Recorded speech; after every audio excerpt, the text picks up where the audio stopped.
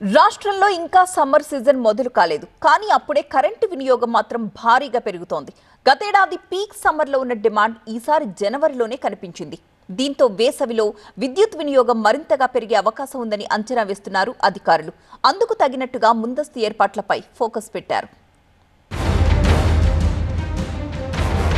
సహజంగానే వేసవిలో విద్యుత్ డిమాండ్ ఎక్కువగా ఉంటుంది. డిమాండ్ కు తగ్గ సప్లై చేయడానికి డిస్కంలు కసరత్తులు చేస్తుంటాయి. ఈసారి సమ్మర్ స్టార్ట్ కాకముందే ఈ కసరత్తును ప్రారంభించాయి విద్యుత్ రంగ సంస్థలు. గతేడాది మార్చిలో అత్యధికంగా 15,000 మెగావాట్ల విద్యుత్ డిమాండ్ ఏర్పడితే ఈసారి వేసవి రాకముందే జనవరిలోనే 15,205 మెగావాట్ల డిమాండ్ ఏర్పడింది. ఎండలు పూర్తిగా మొదలు కాకముందే ఈ రకమైన డిమాండ్ ఉంటే మరి పీక్ సమ్మర్ లో ఊహించని స్థాయిలో డిమాండ్ ఏర్పడే అవకాశాలున్నాయి. కేవలం గృహ వినియోగం వల్లే ఇంత డిమాండ్ పెరగలేదు. దీనికి పలు కారణాలున్నాయి. ఈసారి వర్షాలు బాగా పడి రికార్డు స్థాయిలో పంట దిగుబడి సాధించింది తెలంగాణ రాష్ట్రం. అందుకే వ్యవసాయ విద్యుత్ వినియోగం డిమాండ్ చాలా పెరిగింది. ఓఎస్ఎస్ ఫర్టిలిటీలో సైన్స్ ఇంకా ఓఎస్ఎస్ హెల్ప్ తో ఎందరి కలలు నిజమయ్యాయి. In the good hands of science. Mummy daddy అవ్వాలంటే ఓఎస్ఎస్ కి కాల్ చేయండి. దాంతో పాటే పారిశ్రామిక గృహ వినియోగంలో కూడా భారీగా వృద్ధి రేటు కనపడింది. రాష్ట్ర వ్యాప్తంగా ఈ జనవరిలో 10,000 మెగావాట్ల విద్యుత్ డిమాండ్ ఏర్పడితే ఒక హైదరాబాద్ మహానగరంలోనే 5,000 మెగావాట్ల డిమాండ్ ఉంది. మొత్తం కలిపి 15,000 మెగావాట్ల డిమాండ్ ఏర్పడింది. ఏడాది పీక్ సమ్మర్ కి కనీసంగా 17,000 నుంచి 18,000 మెగావాట్ల పైచీలకు డిమాండ్ ఏర్పడే అవకాశాలున్నాయి.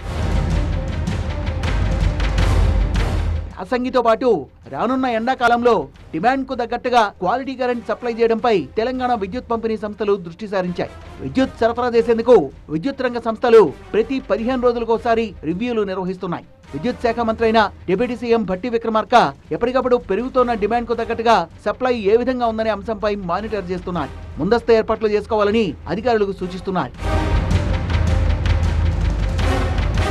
ఏడాది జనవరిలో పీక్ డిమాండ్ 13,810 మెగావాట్లు కాగా ఈ సంవత్సరం జనవరి 31న రికార్డు స్థాయిలో 15,205 మెగావాట్లు నమోదైంది. ఏడాది పీక్ సమ్మర్ లో ఉన్న డిమాండ్ కన్నా ఇది చాలా ఎక్కువ. పోయినేడాది మార్చి 3న అత్యధికంగా 15,623 మెగావాట్ల డిమాండ్ ఏర్పడింది. డిమాండ్ ఎంత పెరిగినా దానికి తగ్గట్టుగా సరఫరా అందించేందుకు విద్యుత్ సంస్థలు సిద్ధంగా ఉన్నాయని సంబంధిత అధికారులు తెలిపారు. వేసవిలో విద్యుత్ డిమాండ్ తాకిడిని తట్టుకోవడానికి సీనియర్ ఇంజనీర్లను ప్రతి జిల్లాకు నోడల్ అధికారులుగా నియమించి విద్యుత్ కంట్రోల్ రూమ్ 1912 బలోపేతం చేసి ఎప్పుడూ ప్రజలకు అందుబాటులో ఉండేలా ఉంచామని అధికారులు చెబుతున్నారు. మరోవైపు పెరుగుతోన్న డిమాండ్ కు తగ్గ విద్యుత్ ను ఉత్పత్తి చేసేందుకు ప్రభుత్వం సిద్ధంగా ఉంది. సింగరేణి ద్వారా నిరంతరాయంగా రోజుకు 17 లక్షల క్యూబిక్ మీటర్ల బొగ్గు సరఫరా జరిగే విధంగా చూస్తున్నారు. దాంతోపాటే సోలార్ పవర్ సామర్థ్యం కూడా పెంచాలని చూస్తున్నారు. పవర్ బ్యాంకింగ్ విధానం ద్వారా అత్యవసర పరిస్థితుల్లో డిమాండ్ కు తగ్గట్టుగా విద్యుత్ సరఫరా చేయగలమని అధికారులు చెబుతున్నారు. ఇతర రాష్ట్రాల్లో డిమాండ్ ఎక్కువగా ఉన్నప్పుడు ఇక్కడ నుంచి సప్లై చేసి ఇక్కడ డిమాండ్ అధికంగా ఉన్నప్పుడు అక్కడ నుంచి దిగుమతి చేసుకునే విధానమే పవర్ బ్యాంకింగ్.